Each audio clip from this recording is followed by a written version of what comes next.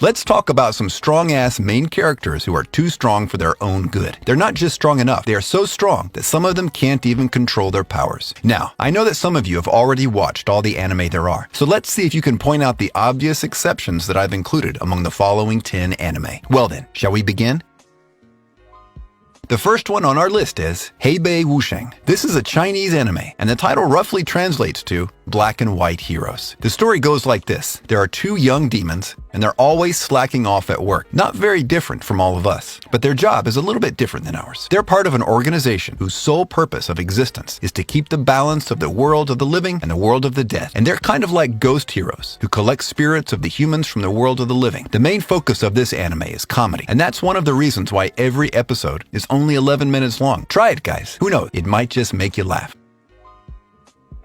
Sousei no Onmyouji. There's a parallel dimension where there are monsters called Kikoutai. Exorcists also deal with impurities there. Of course, these exorcists are highly trained and exceedingly talented people. Not just anyone can be an exorcist. A girl named Benio Adashino is invited by the Exorcist Union to Tokyo, where they recognize the strength of this young exorcist prodigy. On her way to the Union, she encounters another exorcist named Rokuro Inmado, but the impurities didn't let them get acquainted to each other. Both of them witness a couple of kids getting kidnapped by a Kikoutai, and there's no choice but to take action. During their battle, Benio gets cornered. Fortunately, Rokuro saves her just in the nick of time by displaying some insane exorcist potential himself. And this anime is a story of these two exorcists getting acquainted with each other and then vowing to cleanse the world of the impurities by working together. They go on to be called the Twin Star Exorcists. This anime has 50 episodes. I'd say if you're getting tired of binge watching one core anime every night, why not give this one a shot?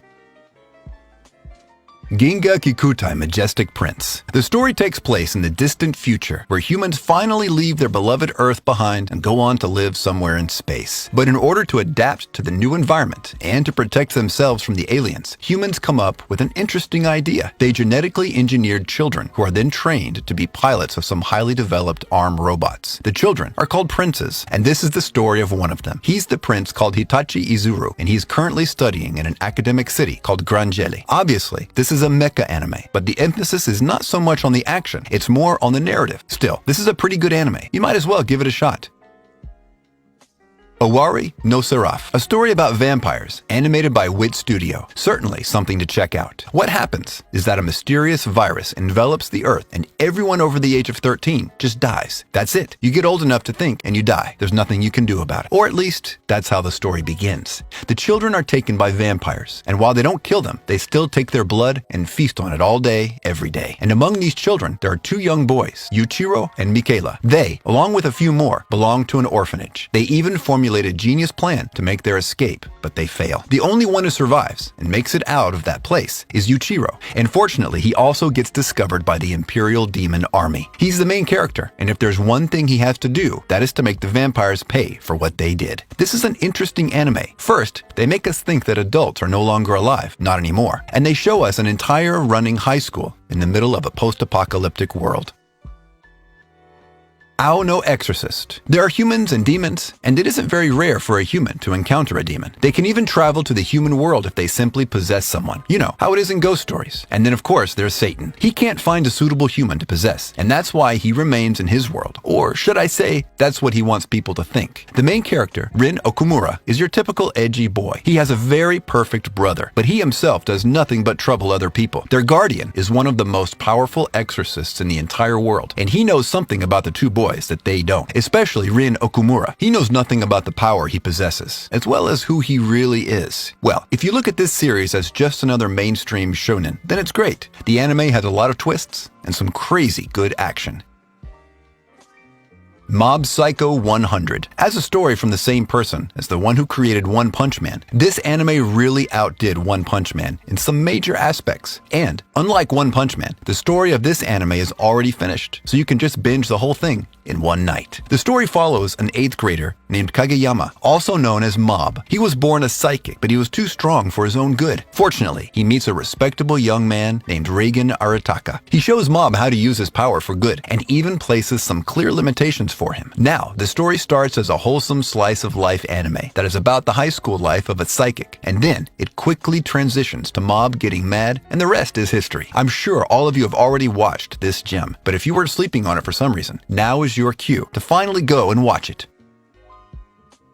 Sacred 7. The main character, Alma Tendoji, lives his life as a lone wolf. One day, a girl from a loaded family pays him a visit together with her butlers and maids. She knows that Alma has the power of the Sacred 7, so she asks him to lend her his powers. But his past gets to him, and he ends up denying her altogether. However, shortly after that, some fishy, dark stone creature pops up out of nowhere in one peaceful town of the Kanto region. The only one who can go up against him is our main character, Alma. But instead, Alma's power goes on steroids, and things get even worse than before.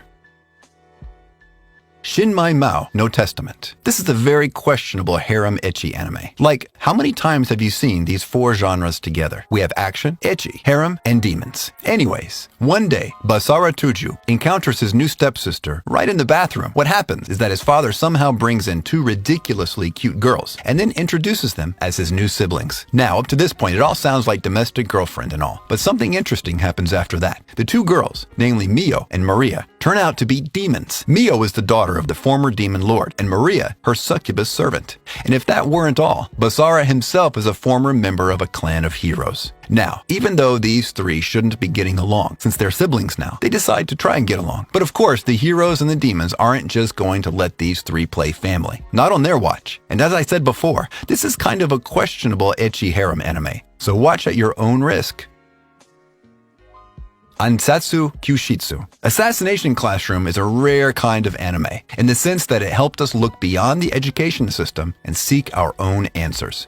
When the moon suddenly loses a major part of itself, it becomes a permanent crescent, and the Kunigyoku Middle School's Class 3E receives a new teacher. Be that as it may, they're also tasked with killing this new teacher, as apparently he was the one behind the destruction of the moon. The time limit is 1 year. The students have one job, and it is to kill their new teacher before their middle school graduation.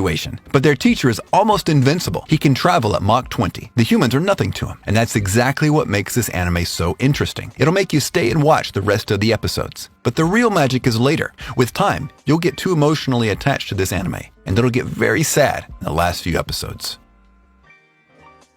Kyoukai No Kanata. There's a cute girl named Mirai Kuriyama. She's the sole survivor of one of the Spirit World Warrior clans, and she has the power to use her blood as a weapon. That's why she's given the task of hunting Yumu. These are the creatures that manifest themselves from the negative human emotions. But then one day, she comes across the main character, Akihito Kanbara, on the school's rooftop. He's half human and half Yumu. She stabs him with a blood saber, probably because it's her job to hunt Yumu, only to realize that Akihito is immortal. From there on out, Mirai keeps trying to kill Akihito, even though she knows that he's immortal. Later, she also joins the literary club. The other members include Akihito as well as 2 other Spirit World warriors. And it doesn't take long for them to get close. But the thing is, these 4 are not normal, so their high school life isn't going to be normal either. There you go, guys. I hope you enjoyed the video. Be sure to like and leave a comment. And if you're new to the channel, you should consider turning that red subscribe button gray. I post regular content like every 2 days or so. Well then, see you guys on my next video. Until then, stay safe and watch anime.